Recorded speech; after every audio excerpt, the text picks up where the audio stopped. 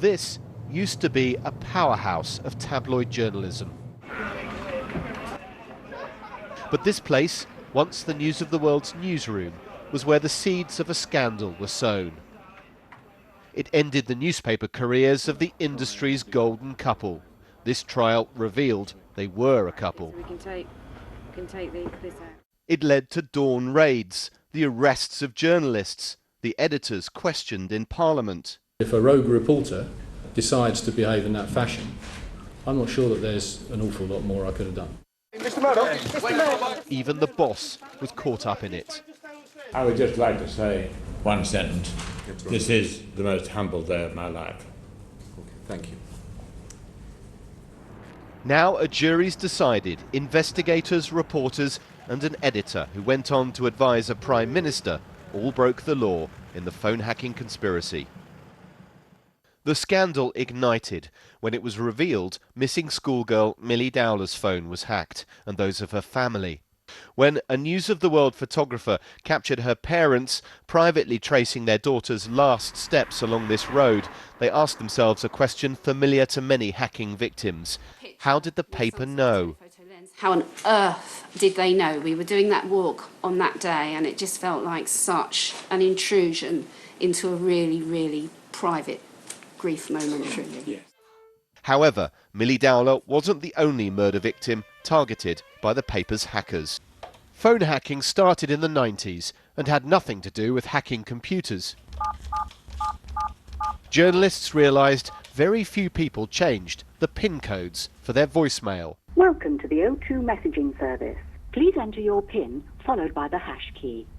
So they guessed the codes and listened in to the personal secrets of the royals, the famous, the powerful, and many who are none of these.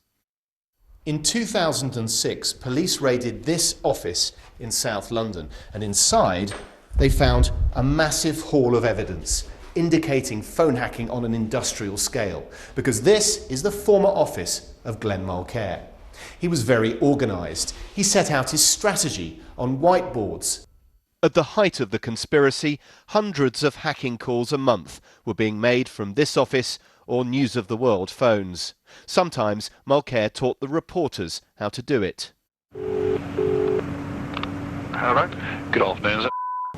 Yeah. Hello, it's Glenn. Glenn, how are you? Hello, mate. Just a very quick one. Voicemail reset on Gordon Taylor, and it's got Tottenham-related issues on there. Great stuff. Is the same number? Same number. Do not delete anything. One hack, while Andy Coulson was editor, became a turning point in this trial. In 2004, David Blunkett was one of Glenn Mulcaire's targets. The then Labour Home Secretary was having an affair. Chief reporter Neville Thirlbeck was pushing for the News of the World to run the story. After all, he had proof, the politician's voicemails. Andy Coulson confronted Mr Blunkett, who recorded the meeting. Alleging I have had an affair. Anybody could do that, anytime. Well, of course they could. And I'm saying it because I believe it to be true. It is based on extremely reliable sources. Yes, but everybody says that. Throughout my political life, people have told me their sources have been reliable. But that's not evidence.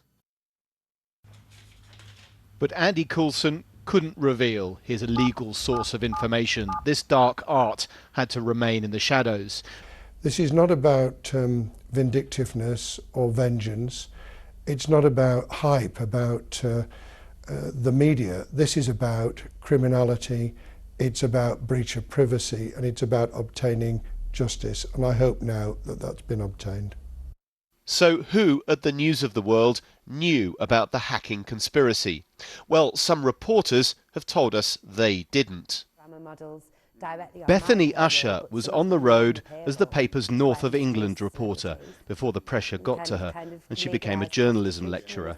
She says senior staff would demand the personal phone numbers of those she'd interviewed. I wasn't in a position to question what they were asking. I would never have said, why do you want this number, to one of those news editors. I would just give them the number they'd asked me for.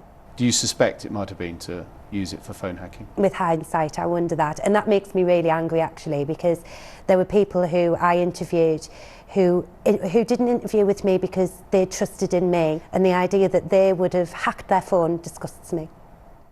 The trial was always about who knew what. And now we know how deep the roots of illegal journalism went at the News of the World. The hackers, including investigator Glenn Mulcair here, weren't working in secret. They weren't rogue reporters. The paper's middle managers, the desk editors, knew it was going on, as did Andy Coulson, even while editor of the paper. But the juries concluded the conspiracy was hidden from Rebekah Brooks, who was on holiday at the time when Millie Dowler's phone was hacked.